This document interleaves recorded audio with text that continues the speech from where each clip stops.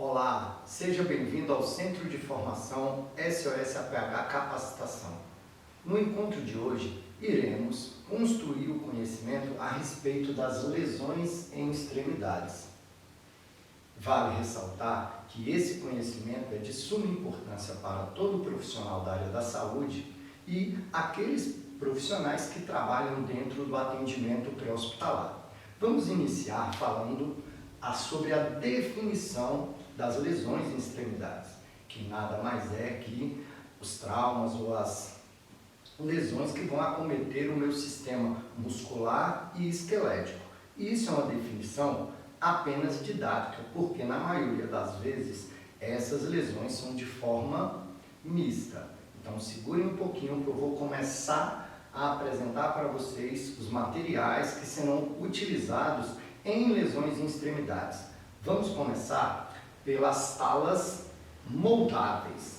Então eu vou puxar um pouco a mesa mais próximo para facilitar todo o andamento aqui dessa construção. Então temos aqui as talas moldáveis, são dispositivos de suma importância para as imobilizações. Elas seguem um padrão de cor e de tamanho também padronizados para os colares cervicais, que a tala verde é a maior, aí eu tenho a tala laranja, que é a média, a tala azul, que é a pequena, e a tala lilás, que é a pediátrica ou a menor. Como que o profissional deverá utilizar uma tala moldável? Primeiro, ele faz a sua mensuração geralmente no membro bom de um paciente. Vamos dizer que meu membro esse é o bom e esse é o que está lesionado. Vou marcar. E o importante é isso, ó. Ela é uma tala que vai ter uma moldagem de acordo com a necessidade do profissional e da situação. Por esse motivo ela é chamada de tala moldável. Assim como eu tenho a laranja, também da mesma forma que dentro da necessidade ela vai tomar um formato que o profissional deseja para aquela situação. Aqui também, senhores, nós temos o conjunto de tala rígida, que justamente é utilizado para imobilizações, principalmente de pelvis e também imobilizações de fêmur com fratura exposta ou de fêmur conjugado com uma outra fratura. E aí o profissional não vai utilizar um outro dispositivo, que eu vou mostrar daqui a pouco, que é o tracionador de fêmur. Então esse dispositivo ele é composto por essas duas partes. Aqui ele tem uma travel follow para conseguir fazer o quê? Justamente o conjunto de acordo com a necessidade e tamanho da vítima, lembrando que essa parte aqui sempre vai ficar para o lado de fora. As extremidades que vão ficar em contato, tanto com a axila como a região genital, também o profissional do APH deverá protegê-las. Então, esse dispositivo vai ficar mais ou menos nessa posição. Nós vamos ter a parte prática, onde eu vou demonstrar tudo isso para você. Tranquilo?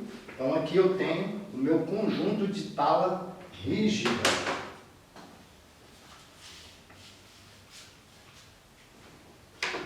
Um outro dispositivo também para imobilização de membros, como eu falei, conjunto de tala rígida é justamente o tracionador de fêmur. Esse dispositivo, por sua vez, é indicado para fraturas de fêmur fechada no terço médio, ou seja, fratura fechada de fêmur que não seja conjugada com outra e no terço médio. Então aqui ele tem os tirantes, nós vamos ter uma aula prática para isso. Isso aqui são os tirantes que vão fazer a fixação do membro afetado.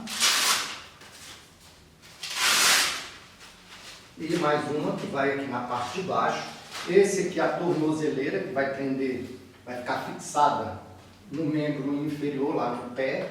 Ela tem um gancho e esse gancho ele vai trabalhar juntamente com esse aqui, fazendo justamente uma tração desse membro fraturado com o objetivo de deixar aquele osso fraturado, que é um fêmur, que é uma situação de um nível de dor altíssimo, um fêmur que está assim, ele não vai fazer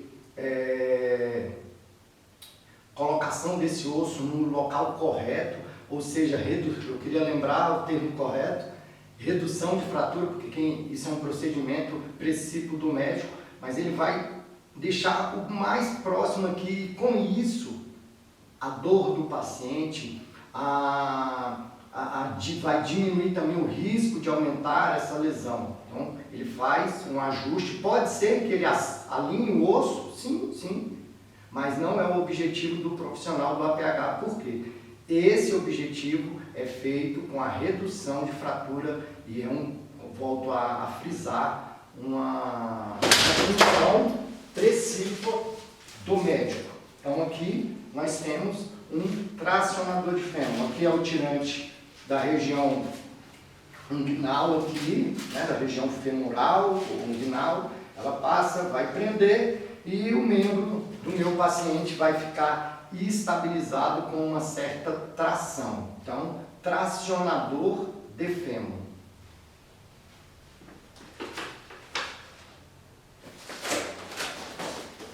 Dando continuidade, nós temos aqui um outro dispositivo importante para a imobilização, que é o CAD, colete de imobilização dorsal. A sua indicação é uma indicação para imobilização de vítimas, principalmente dentro de habitáculos de veículo. Uma vítima de acidente automobilístico, ele tem que ser retirado, e é um dispositivo que faz a imobilização de toda a região vertebral, ou seja, da cabeça até o cóccix. Ele tem os tirantes aqui que vão fazer justamente essa colocação.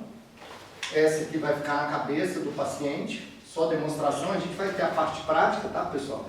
E aí vamos demonstrar que esse dispositivo aqui, além da explicação veicular, em situações principalmente onde eu esteja numa área não urbana, eu posso utilizar ele para imobilizar outros tipos de lesões. Mas a gente vai falar isso só na parte prática. Então aqui eu tenho um CAD adulto e aqui eu tenho um CAD pediátrico ou infantil. Tranquilo? Vou puxar um pouquinho para o lado aqui, para facilitar, e vamos continuar. Então, quais os tipos de lesões que eu vou poder utilizar todos esses dispositivos? Então, a gente vai começar construindo da mais simples para mais complexa, ou seja, entorse. Torções de uma articulação além do seu grau de amplitude. Então, se eu tenho aqui, eu continuar com esse movimento, vai acontecer o quê? Lesões aqui em estruturas. Se eu continuar com essa força aplicada, vai sair de uma entorse e vai se tornar uma luxação, pois o conceito de luxação é justamente a perda do contato articular. Eu tenho a epífice do osso e a cápsula articular, então ele está lá, fez uma força violenta, saiu. Como posso citar o exemplo de quem vira e mexe, né, por uma situação, o ombro sai do lugar.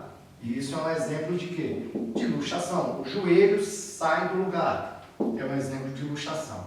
Continuando, dentro dessas definições, nós temos as fraturas, né? Essas fraturas, por sua vez, que por definição é a solução de continuidade de uma estrutura óssea. Complicou, César? Então vamos falar de uma forma mais simples. É a quebra, é a fissura, é o trincar de uma estrutura óssea, que ela pode ser parcial ou total. O que quer dizer parcial? É quando esse osso tem apenas uma trinca, né? Vamos dizer, uma rachadura. Isso é uma fratura parcial. E uma fratura total é quando esse osso, nessa transferência de energia, ele vai se transformar em 2 ou mais ossos. Ou seja, aqui eu tenho uma trinca. Vocês conseguem visualizar? Uma trinca. Então é uma parcial. Agora aconteceu isso, quebrou em dois ou mais pedaços, aí eu tenho uma fratura total. E essas fraturas, por sua vez, elas podem ser causadas de forma traumática ou patológica. Como é que é essa forma traumática? E como é a patológica? A traumática é através de um trauma. A pessoa foi atropelada, sofreu um impacto de grande intensidade e aí veio a quebrar esse osso de forma patológica, César. Por exemplo, nós podemos citar principalmente a doença, né, da velhice, como a osteoporose. Podemos citar também a osteogênese imperfeita, ossos de vidro. Então é uma forma de fratura, de lesão em extremidade, de quê? De forma patológica. E aí ela pode ser uma fratura fechada ou aberta, simples ou composta. E essa definição é simplesmente pela presença da visualização de uma estrutura óssea. Ou seja, teve uma fratura, o osso não perfurou o tecido de revestimento e eu não consegui visualizar isso, então eu tenho uma fratura fechada. Agora, a partir do momento que essa estrutura óssea ela perfura o tecido de revestimento, aí se tem uma fratura exposta ou uma fratura composta. Dando continuidade, não se percam, continuem me seguindo, vamos falar um pouquinho dos sinais e dos sintomas. Então, o que é um sinal? É tudo aquilo que eu vejo. O que é um sintoma? É tudo aquilo que o meu paciente vai sentir e vai me informar. Por exemplo, a dor. Eu não consigo visualizar a dor, o socorrista não consegue visualizar a dor, mas a vítima vai sentir, vai me falar. A impotência funcional, ele vai perder a funcionabilidade daquele membro afetado. Vai ter edema? Sim, pode inchar. Vai ter deformidade?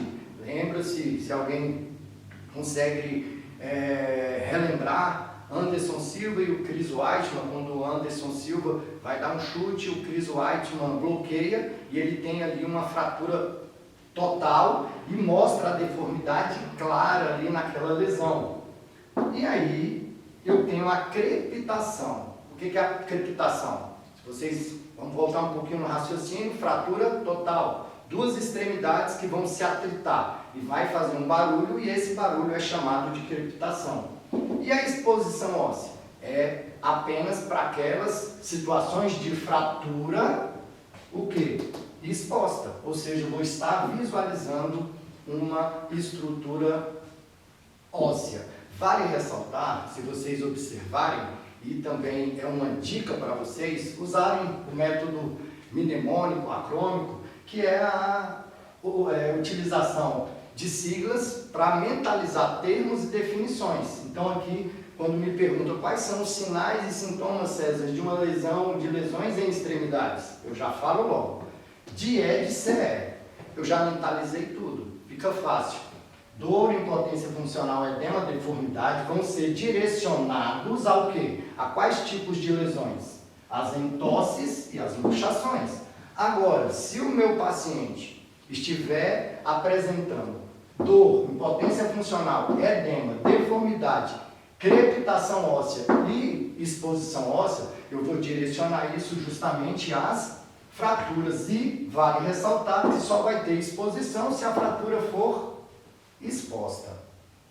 No mais, meninos, gostaria muito de agradecer o acompanhamento, a dedicação, continuem os seus estudos e até o nosso próximo encontro. Um grande abraço!